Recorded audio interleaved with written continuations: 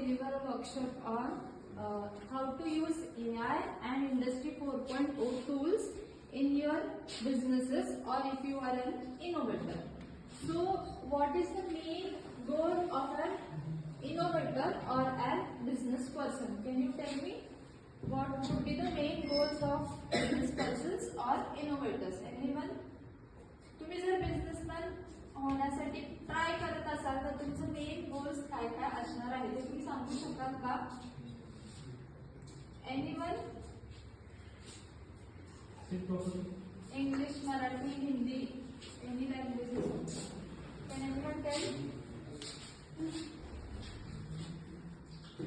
Okay, the first main goal would be problem solving. म्हणजे तुमच्याकडे जर प्रॉब्लेम असेल, काहीतरी एक्झिस्टिंग प्रॉब्लेम असेल, त्याच्यावर सोल्युशन देण्यासाठी इनोव्हेटर्स किंवा बिझनेस पर्सन्स काम करतात, तरच त्यांचा बिझनेस ग्रो होऊ शकतो. Second is making profit. सगळं सोसायटीसाठी करत नाही पण स्वतःसाठी पण प्रॉफिट बघतात, हा त्यांचा सेकंड गोल असतो. Third goal will be expanding their market and expanding their businesses. पूर्वी याच्यासाठी सगळी लोक काम करायची, म्हणजे we would need multiple manforce to work for each and every specific task.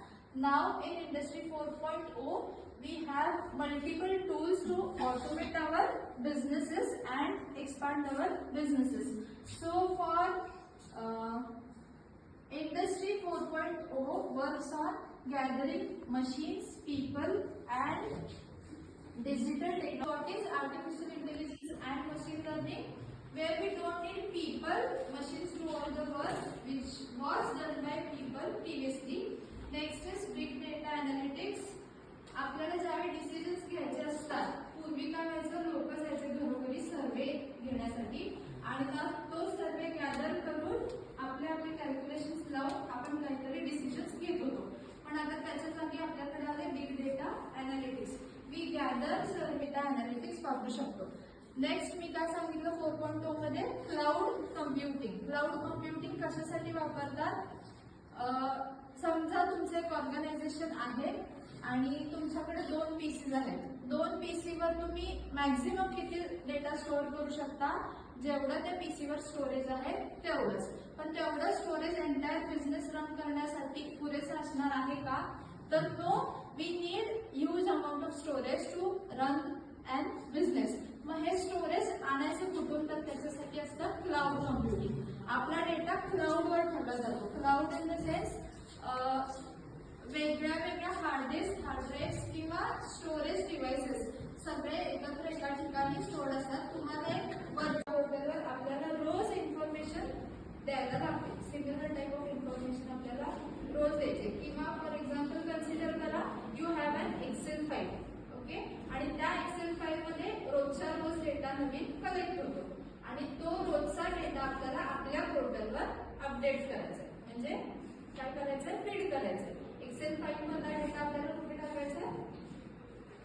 आपल्या पोर्टलवर. मग हे करण्यासाठी आता एक फाईल असेल, 100 रेकॉर्ड्स असतील तर एखादा माणूस सफिशियंट आहे.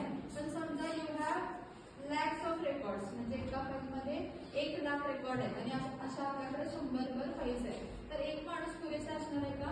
No, you need more people to hire them. पण त्याच्याऐवजी आपण UI5 स्टुडिओ करून तसे टास्क ऑटोमेट करू शकतो. आता फॉर एक्झाम्पल मी जर तुम्हाला एक टास्क दाखवणार आहे. आता जर तुम्ही माझं डेस्कटॉप बघितलं तर इथं नोटपॅड कुठे ओपन आहे का? नाही आहे. But by using UI5 studio me automatically notepad open करू शकते. तुम्ही फक्त एक प्रोसेस आधी क्रिएट करून ठेवायला लागते आणि ती प्रोसेस ज्या वेळी तुम्ही रन करणार नोटपॅड ऑटोमॅटिकली ओपन होणार. तुम्ही एखादी स्पेसिफिक फाईल सुद्धा ओपन करू शकता. तुम्ही एखादी स्पेसिफिक ब्राउझर सुद्धा ओपन करू शकता किंवा तुम्हाला जे काही करायचं आहे in your desktop you can automate it using UI5 studio. For example घेतलीये आणि त्या प्रोसेसच्या अंडर मला काय करायचं आहे? नोटपॅड ओपन करायचा आहे. आता राईट हँड साईडला हे तुम्हाला दिसतंय, हा पॅनल दिसतोय का इकडे? फेवरेट्स मध्ये assign, sequence, right line, type into, click, ह्या काय आहेत? या ऍक्टिव्हिटीज आहेत. या ऍक्टिव्हिटीज वापरून तुम्हाला काय करायचंय? मला क्लिक करायचंय. मग तुम्ही क्लिक ऍक्टिव्हिटी ड्रॅग करून इथं ड्रॉप करू शकता. आता मला काय करायचं? एखादं ऍप्लिकेशन ओपन करायचं. मला काय ओपन करायचंय? Notepad, right. मग मी इथं त्याच्यासाठी एक ऍक्टिव्हिटी आहे, यूज ऍप्लिकेशन और ब्राउझर. दिसते ऍक्टिव्हिटी. ही ऍक्टिव्हिटी मी ड्रॅग करणार आणि इथे ड्रॉप करणार आहे. ठीक आहे.